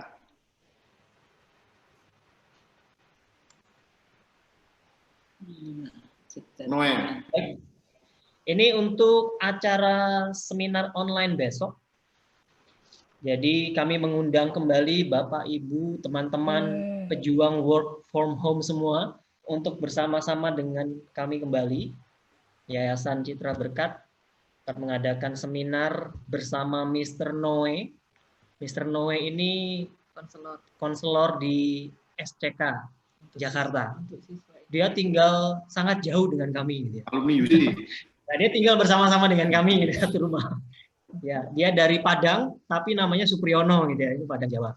Dan Mr. Noe akan menjadi narasumber besok, dan kami mengundang Bapak Ibu untuk bergabung bersama kami, khususnya anak-anak ya, anak-anak remaja dan murid-murid di sekolah kami ya, untuk sama-sama bergabung. Ada account atau alamat Google Meet dan YouTube besok Sabtu jam 3 sore sampai jam 4. Jadi dipersilakan khususnya buat teman-teman anak-anak remaja untuk bergabung dengan seminar online ini. Ya, dan anak-anak yang tergabung ini nggak cuma dari sekolah Citra Kasih, Citra Garden, tapi dari dari sekolah yang lain juga ikutan. Citraland Surabaya dari Manado besok akan bersama-sama bertemu di dalam Google Meeting. Jadi tidak hanya diwakili oleh Citra Kasih yang ada di Citra Garden, tapi Citra Kasih Manado ikut dan Surabaya juga ikut tergabung di dalam Google Meet besok. Jadi ada chit-chat pengalaman tentang pembelajaran jarak jauh itu seperti apa. Itu karena kita semua mengalami perubahan. Jadi Bapak Ibu pastikan besok anak kita ikut join. Gitu ya, bisa jadi dari pengalaman teman-teman yang lainnya dan bagaimana konselor selama ini tetap mengadakan konseling, ini sangat menolong kita sebagai anak-anak. Jadi mari para orang tua ajak anak kita dan pastikan mereka bergabung esok hari di dalam chit-chat pengalaman tentang PJJ. Ya.